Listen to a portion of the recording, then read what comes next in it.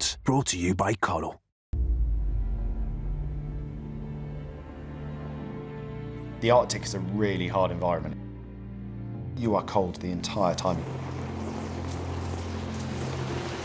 The first day we were travelling, we drifted further south than we walked. So, we walked like 10k, drifted south 12k. So things can act against you.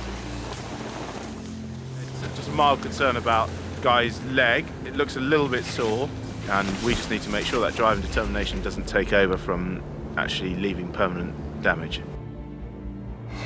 For me, the worst case scenario is the stump itself gets infected and have to chop more off, which would be, disastrous. We had so many people saying what you're going to do is not achievable. There's a reason amputees haven't walked to the North Pole before. And actually, we just applied ourselves. Standing on the top after a couple of weeks, dragging 80, 90 kilos behind us, it was an incredible feeling.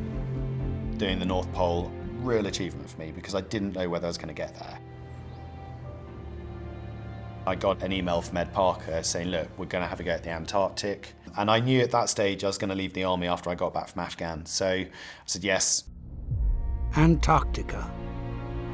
The Walking with the Wounded South Pole Allied Challenge is a race like no other. 13 million square kilometres of snow and ice, and the setting for an extraordinary challenge. One thing I noticed as soon as we got off is the altitude. You're immediately short of breath.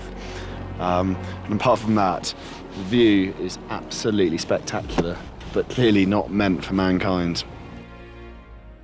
They had 3 different teams, a British team, an American team, then a team made up of Canadians and Australians. 1, 2, 3!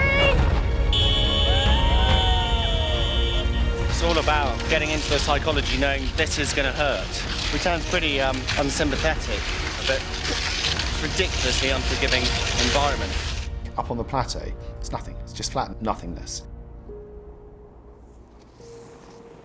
You just head down skiing. Clearly the injuries were hard. I'd say the big thing was sort of fear of failure. We want everyone to get there, and we genuinely feel that. But we want to be the first ones to get there. Shared a tent with a bloke who's an absolute dude called Duncan Slater. He's a double amputee. In the evening, he'd come in and we'd both be sore from skiing. And if you heard the other person groan a bit, it'd be like, oh, you're right there. Do you want to tap out? He'd be like, yeah, no, mate, I'm fine. And it was one of those things where you just bring the other person out of that negative spiral. And it worked really well between us. We got out in front, but then people started to drop out with injuries. Feeling still pretty terrible. I can't breathe. Ed gathers all the teams together. The race is over, and from here on in, we're doing this together. For me and Dunk, we were quite spitting because we were winning the race. The main thing was getting everyone to the geographic South Pole. And I think there was a real risk you would have had people who never would have done it. I hope people see these young men and women, and they're inspired to actually, out of their dark place, get up and move forward. It's good, yeah, very good. It's nice to finally be here. It's a phenomenal experience, and one I find myself very lucky to have been a part of. I was really proud, actually. I don't think we had any insight as to how dangerous that was. The thing is demystifying it, recognising that it's achievable.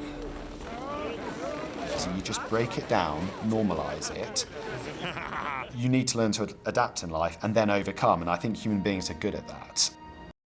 And there's the whistle. Refreshments well and truly earned. Let's hope for more of the same after the break. Against the Odds, brought to you by Coral.